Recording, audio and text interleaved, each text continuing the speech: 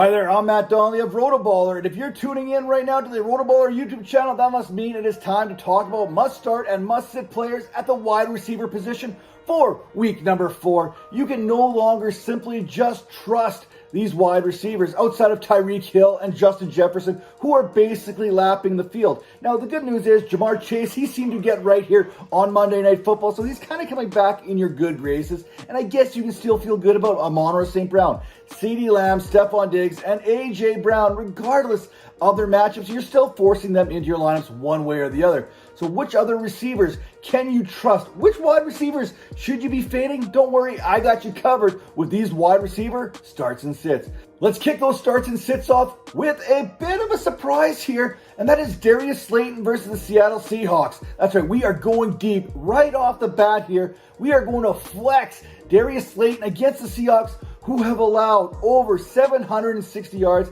and 5 touchdowns to the wide receiver position in the first 3 games of the season.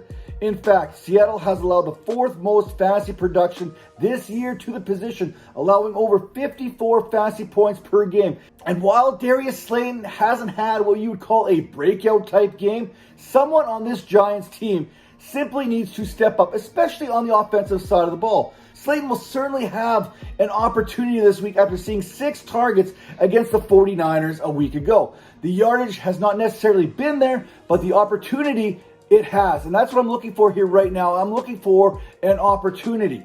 If he can manage to register 6 targets against the toughest defense on receivers in San Francisco, what are the range of outcomes for Slayton when he faces one of the worst defenses when it comes to defending the position in fantasy? Start Darius Slayton.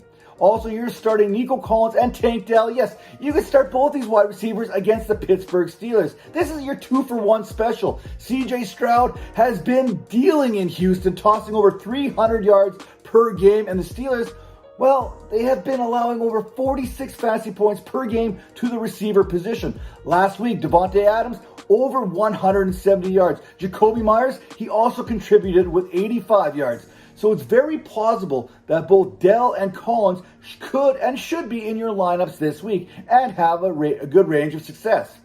Collins, he had a down week last week, seeing just 3 targets, but I fully expect that to change now because what we had last week was Dell getting the attention of the entire National Football League with that 5-catch, 145-yard performance against the Jaguars. Another wide receiver that I'm starting this week, how about Adam Thielen versus the Minnesota Vikings? What we have here, people, is a revenge game. A game in which a player who poured his heart and soul into a franchise was just tossed aside this past offseason. So you know, Thielen, he's had this game circled on his calendar all offseason. Since he made that deal, since he got that cut, he probably looked at the schedule and said, hey, who are the Minnesota Vikings playing in 2023? Yeah, I'm going to go sign with them.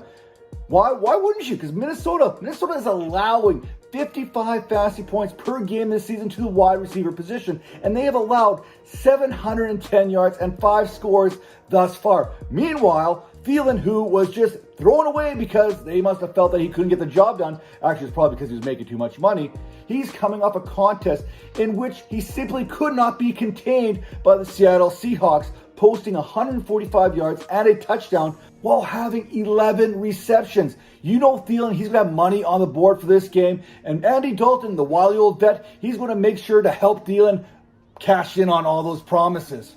Another wide receiver that I feel good starting with this week is Jacoby Myers versus the Los Angeles Chargers. First, Adams and Keenan Allen, they're basically going to battle it out to see who the number 1 overall wide receiver for week number 4 is going to be.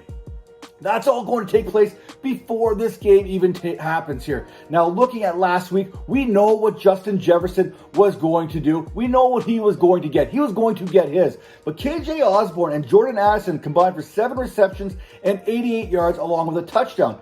That is something that we literally saw Jacoby Myers do, minus the touchdown, last week against the Pittsburgh Steelers, as Myers caught 7 passes for 85 yards and finished with 15 fantasy points of his own, which puts him right in the mix there for a good, solid wide receiver 2 type week. No team has allowed more than the 55.13 fantasy points per game that the Chargers have been allowing to receivers this season. Nor has any other team allowed more yards, 807, or more touchdowns, 6, than this Chargers unit has done in the first 3 weeks of the season. You want another wide receiver? Let's give you a bonus wide receiver. I'm addicted to love, and I am all in on Josh Palmer versus the Las Vegas Raiders. He's going to have the first opportunity to be the number 2 wide receiver for the Chargers after they lost Mike Williams for the season due to that ACL injury. Yes, it's going to be Palmer, not Quentin Johnson, that is going to assume that number 2 role. Last week, Palmer scored a touchdown. He caught 4 of 7 targets for 66 yards. This week, Palmer is facing a Raiders team that is allowing the 3rd most fantasy points this season and a team that has yielded 5 touchdowns to the wide receiver position.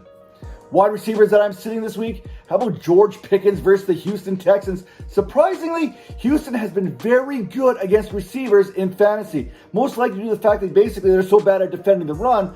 But previously, back in 2022, Houston ranked 1st overall, allowing just 26.65 fantasy points per game to the position. And this season, they're not doing too bad themselves again, averaging just 30.03, which is the 7th best mark against wide receivers.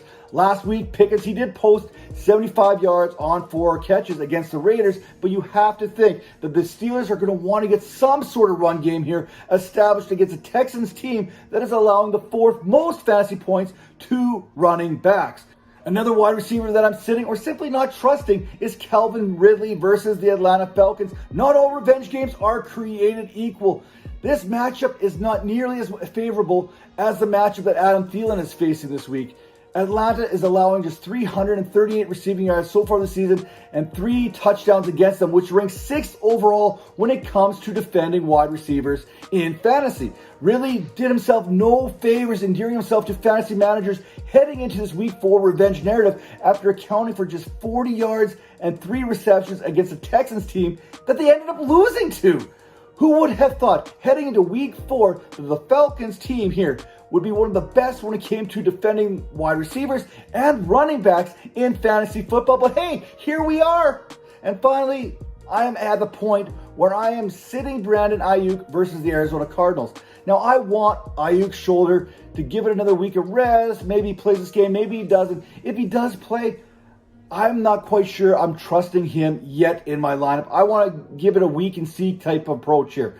Right now, there's no guarantee that he's going to play this week, although my gut tells me he'll be back in that lineup. But the thing is, Arizona has been a very difficult matchup for receivers in fantasy this season, allowing under 32 fantasy points per game, and they've only allowed the 1 touchdown. Last week, the Cardinals defense limited CeeDee Lamb to just 4 catches and 53 yards. This is the same CeeDee Lamb that lit up this New York Jets secondary of Sauce Gardner, DJ Reed, and Michael Carter for 143 yards on 11 catches. So I don't know what to make of this. I would have thought the Jets secondary was better than the Cardinals, but apparently not. Now it's time to talk rapid fire here with the wide receiver starts and sits for week number 4. Fire up Darius Slayton against the Seahawks, who haven't stopped anyone in the passing game. What makes you think they're going to start now? Nico Collins, Dell, a potent duo this week against the Steelers, who gave it up to Davante Adams and Jacoby Myers just a week ago. Adam Thielen in a revenge game against the Vikings? Yes, please! Jacoby Myers versus the Chargers, who are the worst team at defending receivers in fantasy. Advantage, Jacoby Myers. And bonus pick, Canada's very own Joshua Palmer versus the Raiders. Next man up in Los Angeles. He is the best export from Canada to California since maple syrup. Wide receivers that you have to sit this week: George Pickens against a surprisingly tough Texans secondary against opposing wide receivers in fantasy. Kelvin Ridley is another sit in his own revenge game. Difference is, the Falcons, they are tough on receivers. And Brandon Ayuk versus Arizona, I would like to see him produce 1 week after missing last week with that shoulder injury. Now be sure to like and subscribe to our RotoBaller YouTube channel for more fantasy football analysis.